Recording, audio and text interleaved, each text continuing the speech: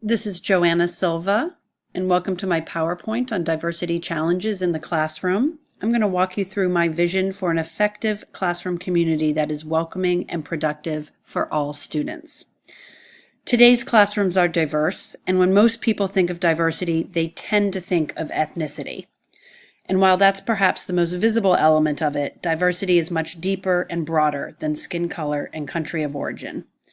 Let's take Fairfax County as an example. This year, in Fairfax County, 28% of students are eligible for free and reduced price meals, 17% receive English as a second language services, 13% receive special education services, and 40% are white, while 60% are minority. So how does a teacher in Fairfax County make everyone feel included, everyone feel welcomed, and everyone feel valued?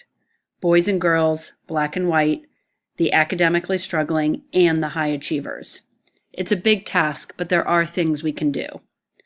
Let's take a look at each type of diversity individually, and then we can discuss what teachers can do to make sure each group feels included. We'll start with gender. Gender disparity starts to show its face in middle school. Sometime around puberty, girls start to get quiet in the classroom. Boys tend to lead and dominate classroom conversations, and teachers in turn subconsciously start to rely on their most vocal classroom stars and to call on them more frequently, which in turn reinforces the male dominance in the classroom. So what can a teacher do to encourage more female voices? Well, there are lots of things. First, be aware of the number of female students you call on. Be proactive in making sure that all students, male and female, are included in discussions. Next, if you find mostly male authors featured in the textbooks you use, do your own research and add more female authors to the mix. I'm going to be teaching English language arts, and there are so many great poems, short stories, and novels by women to choose from. In fact, the best-selling author of all time for fiction is Agatha Christie, and J.K. Rowling, also known as Joanne Kathleen Rowling, is the author of the third most read book in the world, the Harry Potter series. So there are lots of fantastic female voices to choose from.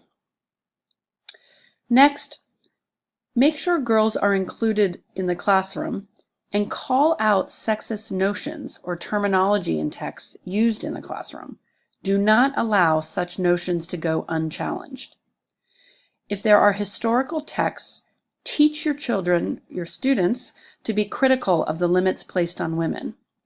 Again, in an English classroom, this will naturally come up in the reading of so many novels. To Kill a Mockingbird and The Scarlet Letter are two that come to mind.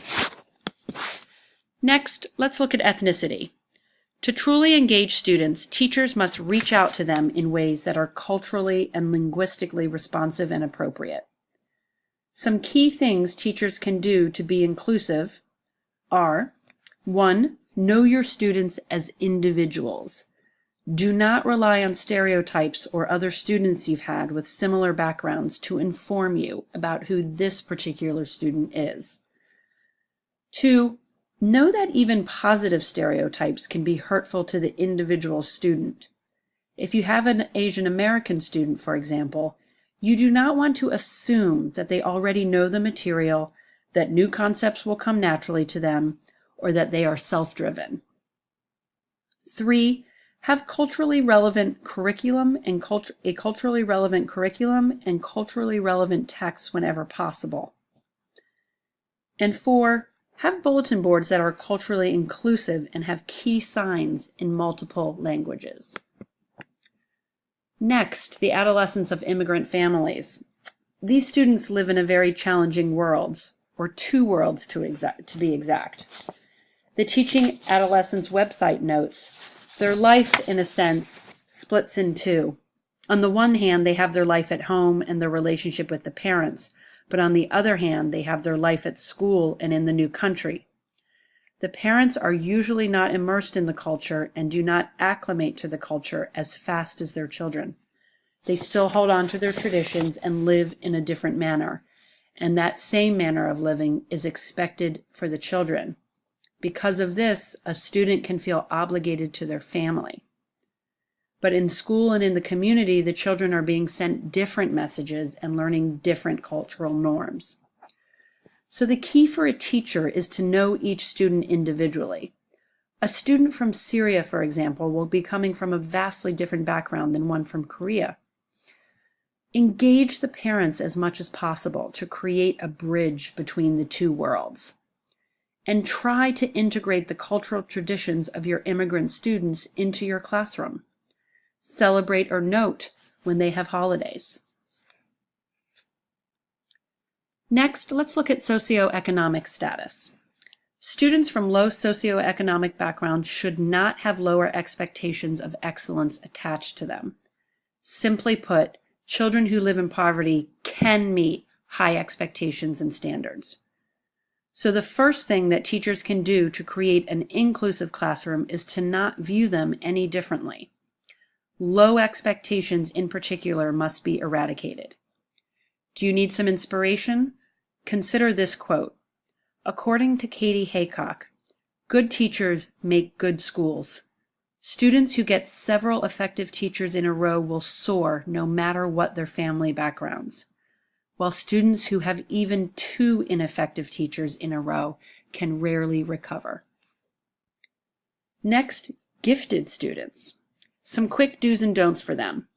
Don't assume they are gifted in every content area. Don't give them more work if they finish early, and don't isolate them to work independently and without oversight. Do find other gifted students and have them work together collaboratively. Do give them high-level content, and do determine the subject areas that they are gifted in. Next, at-risk students. The 3 keys for them are caring and sustained relationships, reachable goals, and realistic and hopeful pathways. For special education students, the key seems to be don't single them out and instill in them a self-determination to be their best.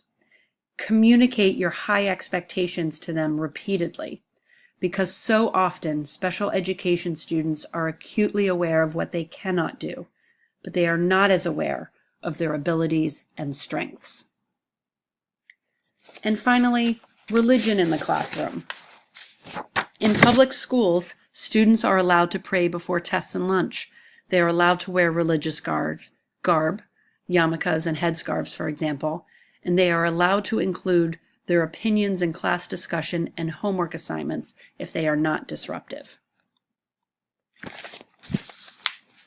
So let's summarize what we've learned.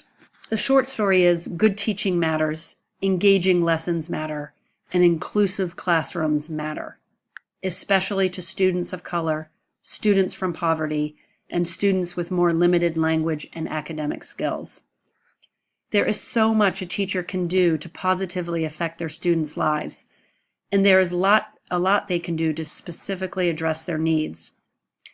The most important is that they create a classroom environment that is respectful, welcoming, and inclusive, that they get to know each student individually, learn their stories, and make sure that they know each student is seen, valued, cared for, and respected. They can communicate high standards and expectations to every student, and they can emphasize each student's strengths and uniqueness. Thank you.